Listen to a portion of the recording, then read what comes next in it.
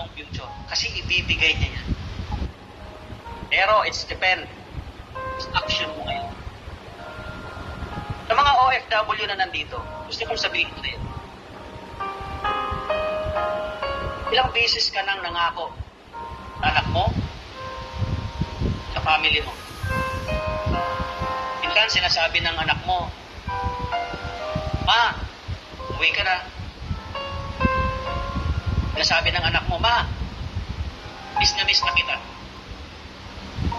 Tapos madalas sasabihin mo, "Oh anak, ang kontrata na lang.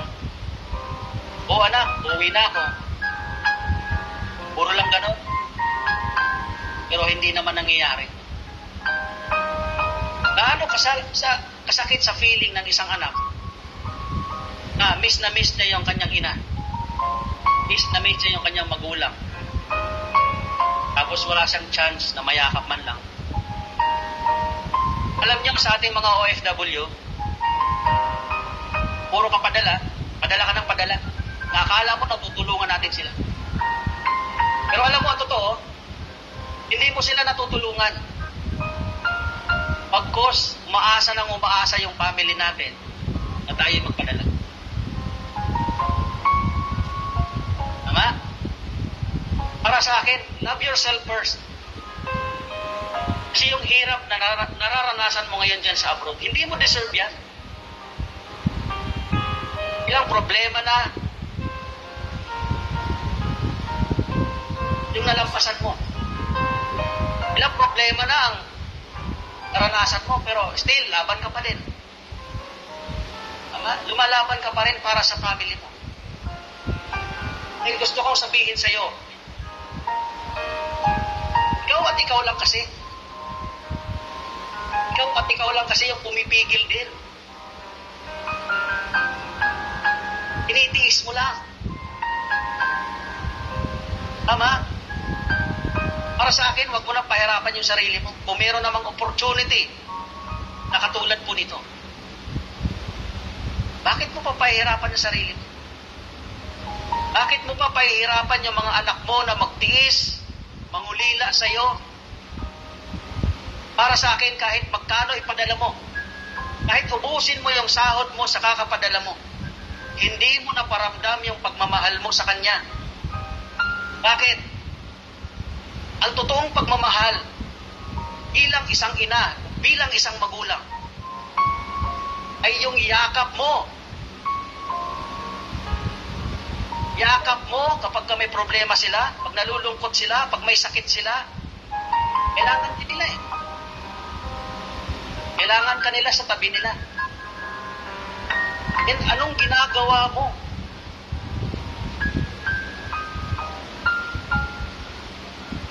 Kaya para sa akin, it's a sign. This time, sabi ko na tuldukan mo siya.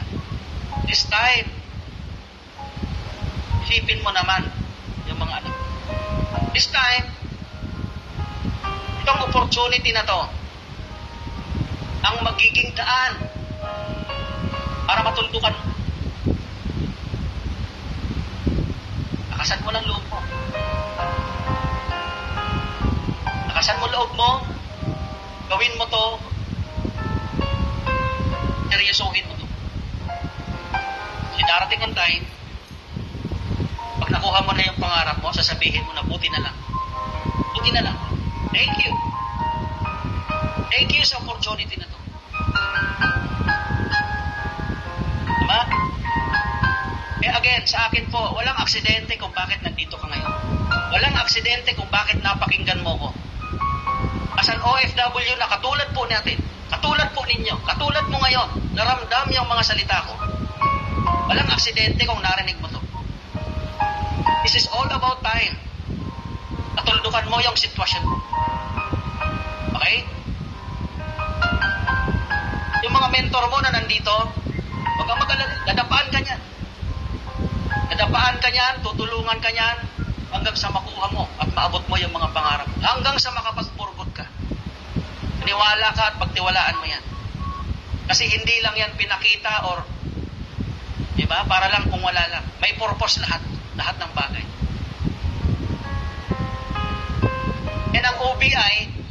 kong sabihin sa inyo. Ang OBI, ang Empowered Consumerism, at ang kumpanya natin, para tong airplane, nalilipad, tuloy-tuloy.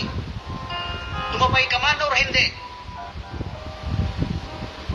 Pag hindi ka sumabay, may iiwan ka. Pag sumabay ka, tutuloy at lilipad yan patungo sa mga pangarap natin. Kaya para sa akin, this time, simulan natin, sabay-sabay tayo, makakasama nyo kami.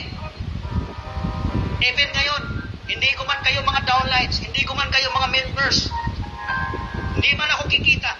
Pero pagtulungan natin, kasi ramdam ko ang buhay ng isang OFW. Ramdam ko kung anong buhay na meron kayo dyan. Okay? Yung community na to, sa atin to lahat. Simulan natin, pagtulungan natin. And excited ako sa lahat ng mga OFW na soon, ngayon naman po yung makapag-for good dito sa Pilipinas na magkaroon ng resolve na tulad po kami. Tulad sa amin. At makasama nyo na rin po mga anak ninyo at family po ninyo.